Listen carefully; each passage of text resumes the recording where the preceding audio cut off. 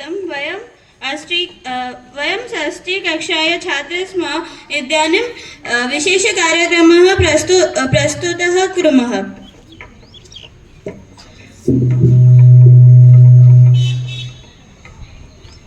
एकं द्वे पश्यत किमस्ति मम हस्ते। एकं द्वे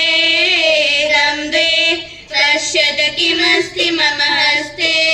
त्रीणि चत्वारि हस्ते पात्रं पात्रे वारि। त्रीणि चत्वारि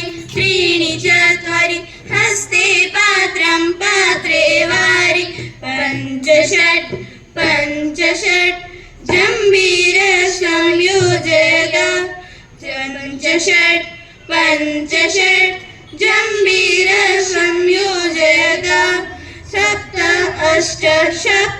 अष्ट लवणं गुडं च मिश्रयता। सप्त अष्ट लवणं गुडं च मिश्रयता।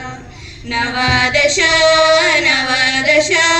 शयने मेलयता। नवदश